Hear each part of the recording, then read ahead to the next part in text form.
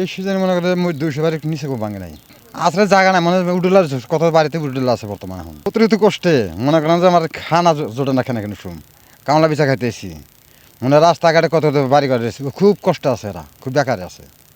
বাড়ি ঘর জায়গা নাই, একটু থাকবো কোন জায়গায়, আশ্রয় নেবো কোন জায়গায়, এমন জায়গা নাই। জমি জমা তোমার ভাঙছে বহুত, নিচে 1000 বিঘার উপরে কাছে জায়গা।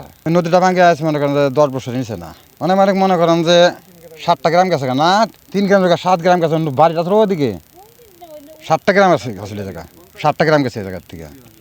কত নিচে ওই চড়া লেগে গেছে, কত মনে করেন যে বাড়ি বাড়ি ঢুকে রয়েছে, এই যে একটা বাড়ি যে এদিকে ওই উডুলা এদিকে আছে, জায়গা জায়গা এমনি উডুলা সাবরা বেঁধে ধরেছে, গতি নাই, থাকবো কোথায় যায় আর রাস্তাঘাটে।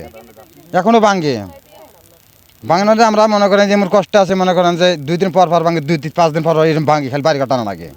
আমরা কোনো আশ্রয় পেতেছি না এই জায়গায়, বুঝছেন না, থাকুন কীভাবে। আমরা সরকার কাছে দাবি জানাইছি, আমরা অনেক জায়গা জানিয়েছি, সরকার কোনো গুরুত্ব দিচ্ছে না জায়গায়। আমরা নদী বান্ধার জন্য চাইতেছি, বল্ডার মারতে করতেছি, বস্তা মারতে করতেছি, আমরা কোথায় যাবো এখন নদীর থেকে? আরও দরকার আছে আমাদের বস্তা, হয়নি বস্তা দরকার, মনে করেন আরও প্রচুর দরকার। বস্তা না মারলে আমরা এলাকা থাকতে পারবো না, আমরা এগিয়ে থেকে চলে যেতে জায়গায় জায়গায় হুটুল্লা।